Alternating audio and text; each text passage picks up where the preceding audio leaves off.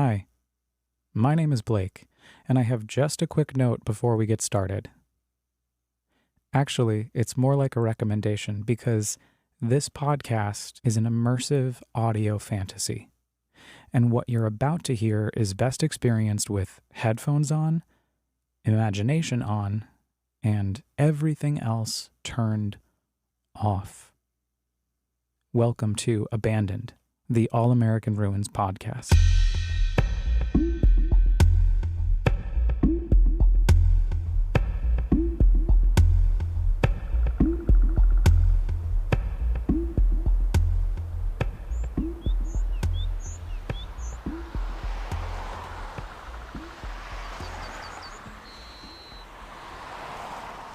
My bones are thick with winter. I haven't been outside in days, let alone thought about nature or ruins or my imagination at all. My bum ankle pleads with me to stretch it before I rumble 44 miles south of my house in the mid-Hudson Valley to Huguenot, New York. Just under an hour's drive on State Route 209, a stretch of county highway littered in abandoned spaces. Once the gateway to the miraculous Borscht Belt, now a gash of grandiose geographical grit that I've come to know very well ever since May of 2020 when I first ventured out in search of the ruins of America.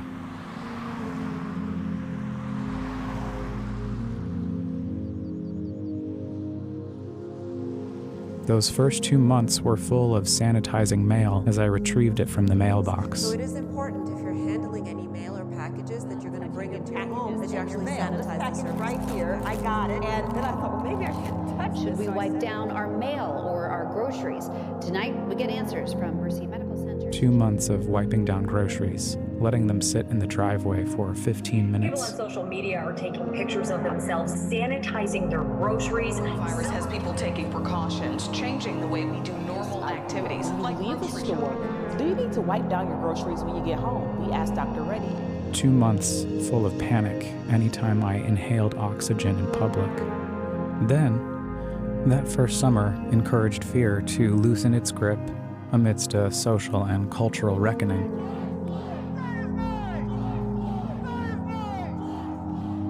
Suddenly, lots of people realized that they'd been complicit in the white supremacist machine. Speaking of racism, in the United States, the last rites of George Floyd were held. Cautions eased as marches ensued. Gathering became normalized again. Sort of.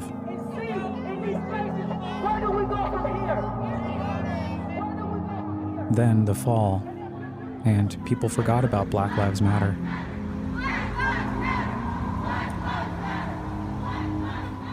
Caution began to pull its bootstraps up again, and not just because caseload numbers slowly began to rise, but also because the country held its collective breath as we waited for election results to come in. Joseph Robinette Biden Jr. Joe Biden has won the American... The Fox News decision desk can now project that former Vice President Joe It will Biden also make California Senator Kamala Harris the first Donald woman Trump, the 45th president of the United States, will be denied a second term. That has not happened since 1992. We can now project that former Vice President Joe Biden has been elected President of the United States. He is President-elect Joseph Robinette Biden. Then, the winter.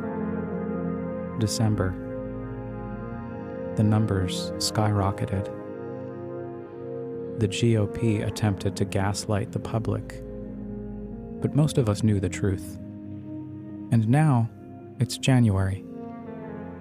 We have a new president, though there's a small percentage of us who don't think that's true. I know the feeling. And a lot of us seem to think all our problems are solved, but my bones are thick with winter. I haven't stepped outside in days.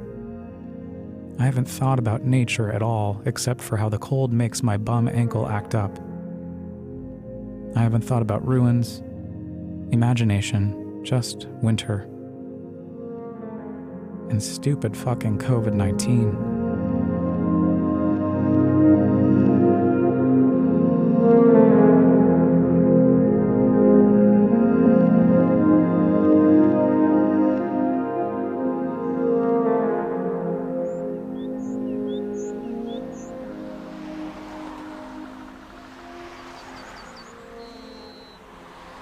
As I pass by the abandoned factory, I dream of the day where I don't hear the word pandemic for at least 24 hours.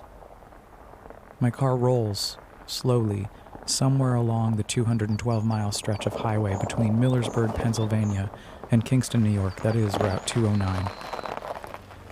I scope out a parking lot around the back of the building, completely out of sight. I spy a pool of water on the outskirts of the property, hidden by a grove of dead trees. After I park, I Google the address for the crumbling structural carcass, the vacant and forgotten C&D battery technologies, plopped on some 10 acres of land. And I make a troubling discovery. In 1999, the factory was stamped with a scarlet letter. Class 2 Inactive Hazardous Waste Disposal Site. It's a serious citation from the New York Department of Environmental Conservation. For years, 1959 to 1970-ish, Empire Tube Company, the former occupants of the plant, dumped chemicals galore: lead, fluoride, barium, cadmium, into the tiny lagoon that I passed mere seconds ago, right into the groundwater. This only means one thing. My imagination is on the precipice of another Erin Brockovich fantasy. I've already played this part once before, you know, in the last episode.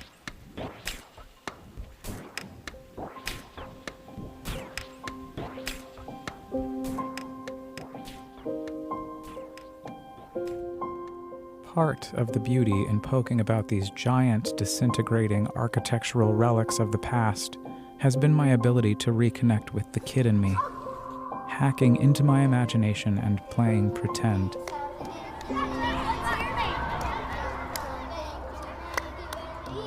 The mere act of exploring these abandoned spaces has been a safe haven, a manner of healing as the world around me burns.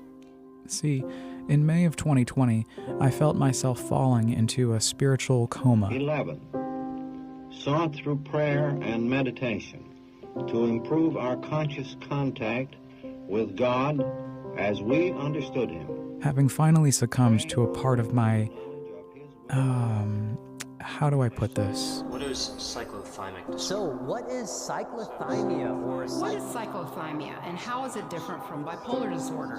A sector of my mental illness I'd long been ignoring, and in doing so, completely forgotten who I am and what I like, which is to explore and create. Many of us exclaimed, "What an order!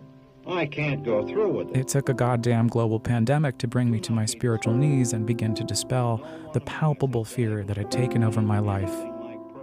Fear of lots of things, among them, the fear of letting everyone down because I can't get my shit together. We are willing to grow along spiritual lines. The principles we have set down are guides to progress. We claim spiritual progress rather than spiritual perfection.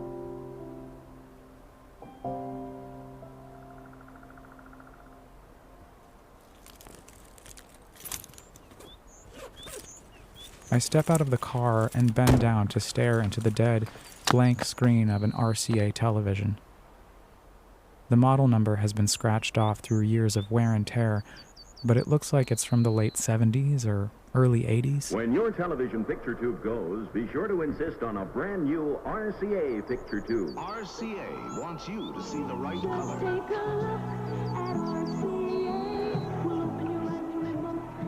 I stare into the glass, and that's when Erin Brockovich appears.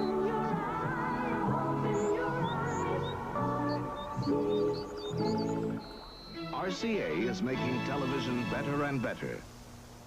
We exchange glances, and suddenly, I step into her heels. It's go time.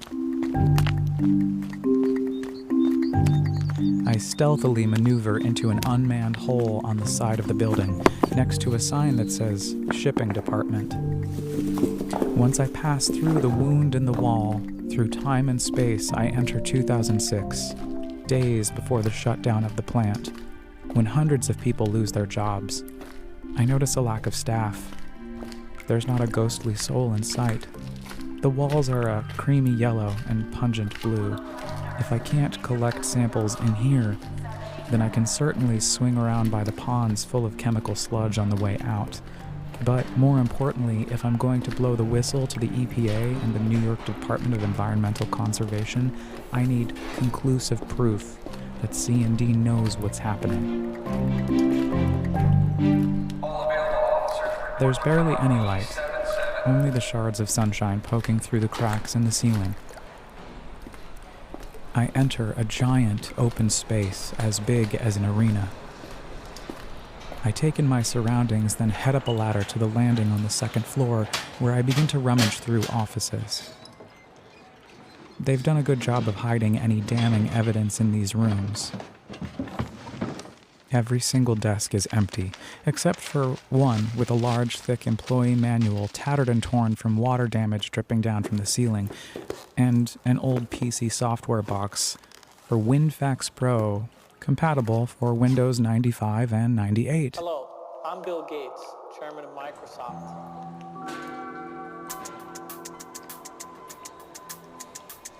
I continue down the corridor to another ladder, leading back down to the main floor and find the accounting office, where I peel through more empty desks.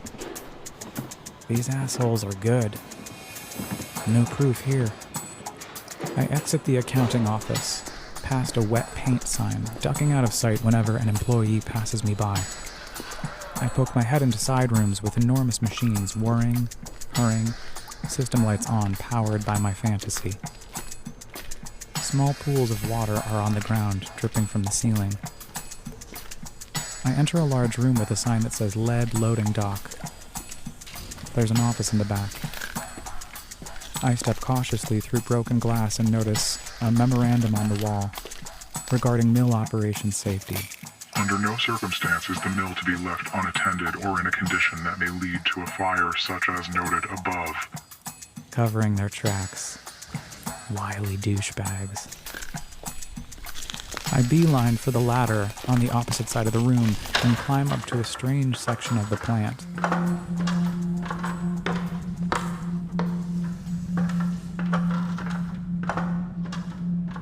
The perimeter is covered floor to ceiling in wood paneling yanked straight out of the 1970s. And in the center of the room is a maze of makeshift walls that don't even reach the ceiling. They're made of plywood and flimsy chicken wire. Like if a chicken coop had a baby with cubicles, these would be the result. These improvised offices are empty, save a few chairs and desks. I pour through more filing cabinets, drawers, in search of any kind of document to prove that C&D Technologies is indeed aware that they're poisoning the planet. But I can't find a shred of evidence. I notice a gas can on the ground and look closer. The red plastic jug is full. So do they keep this handy in case they need to burn the building down? There are ashtrays on the windowsills looking over the main parking lot. I look inside the moss-colored plastic bowls, and the extinguished cigarettes look fresh, like someone's been here recently.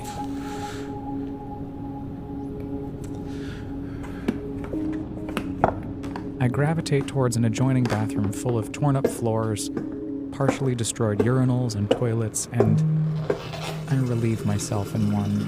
Head downstairs, around to a hallway of rooms.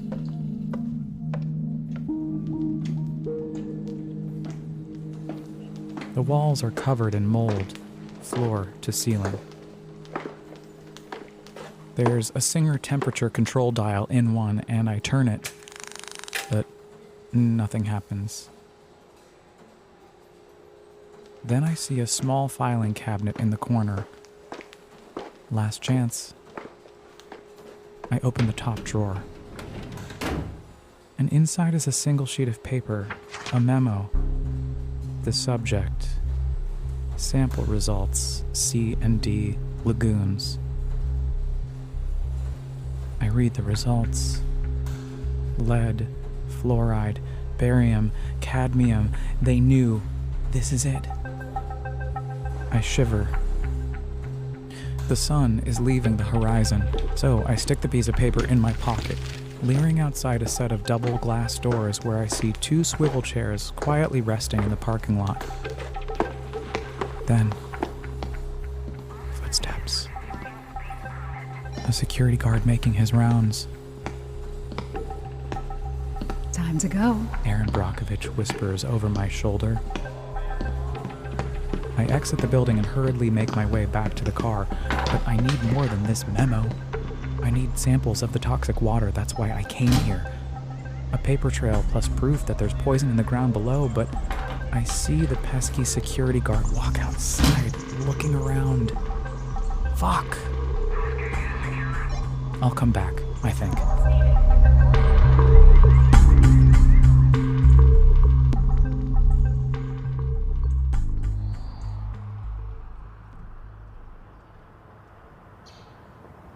Seven months later, July, I returned to C&D Technologies to finish what I started. It was a tough winter, but today is a hazy summer day. Smog from the fires in Canada glides gently across the sultry, steamy sky. As I clamber out of my car, I immediately pull my Erin Brockovich gloves back on and make my way through thick brush to the lagoons. I pull out my imaginary test tube and kneel down to scoop up a sample, cork it, and look up.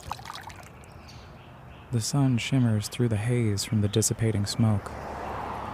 Spurts of rain start to glisten my face.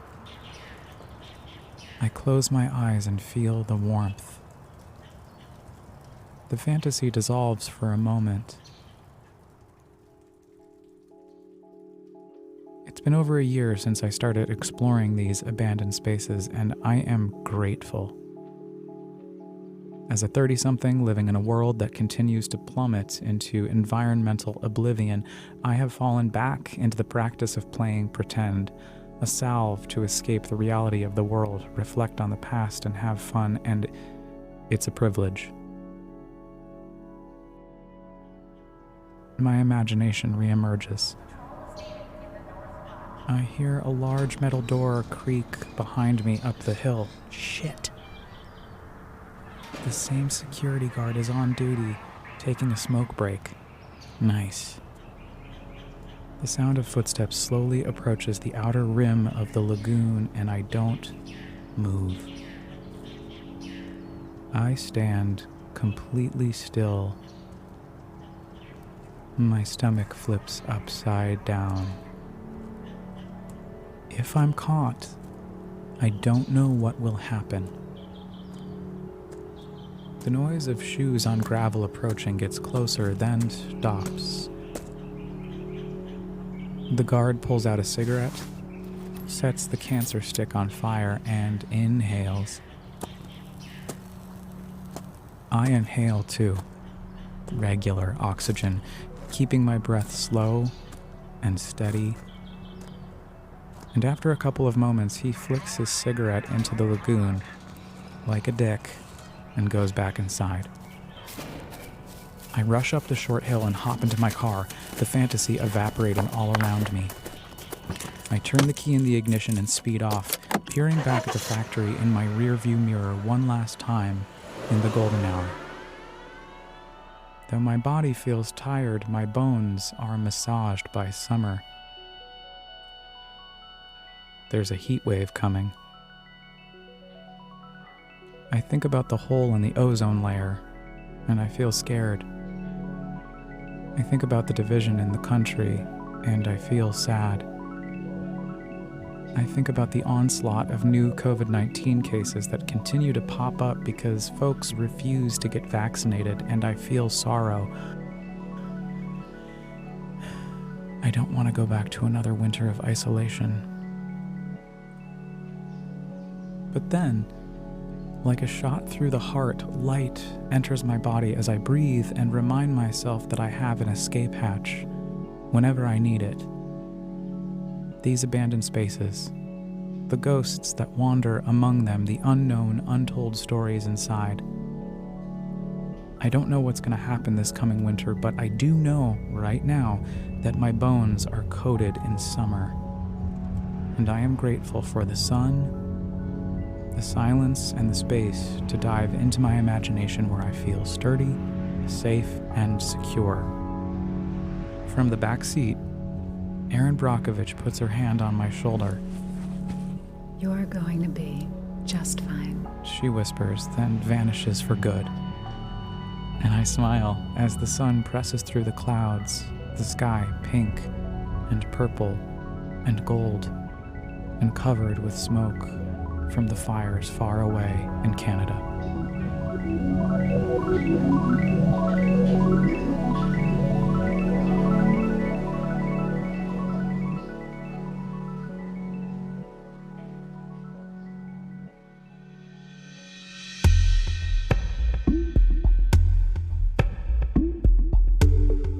If you're just tuning in for the first time, then welcome to the first season of Abandoned, the All-American Ruins podcast.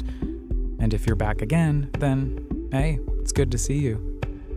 Join me every other week as I take you on a sonic journey, recounting my expeditions of abandoned spaces across the United States, which I transform into fantastical audio experiences that allow you, dear listener, to dive into my imagination with me, or maybe inspire you to go out and use your own.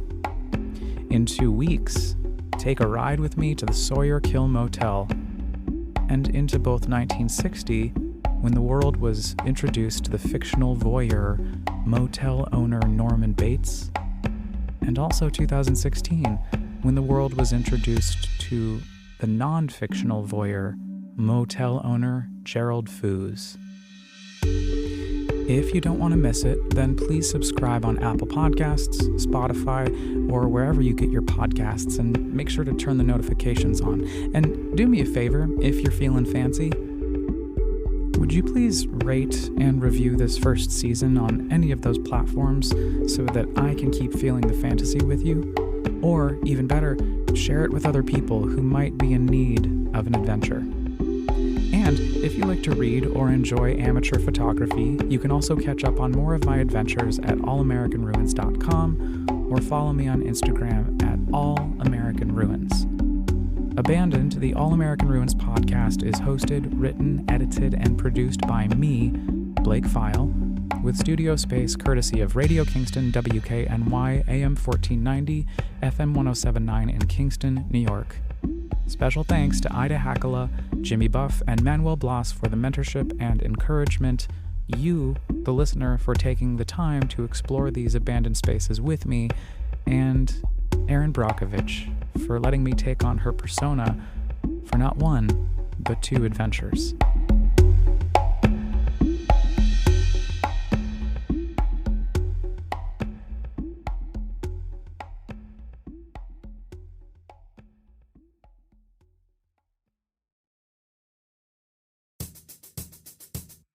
This episode of Abandoned, the All-American Ruins podcast, is sponsored by Petite More. Petite More is a media platform that aims to bridge the gap between the oldest profession and contemporary culture. They just launched their 6th volume, the Fall-Winter 2022 issue. I've been reading Petite More from the beginning, and I've been so honored to partner with them on this venture. Sex work is a widely misunderstood and misrepresented industry, so to have an artful peek into the world of sex work from the professionals themselves has really taught me a lot. That's Petite More, who just launched their 6th volume, the Fall-Winter 2022 issue. Pick up your copy today at petitemort.com. That's PETITMORT.com.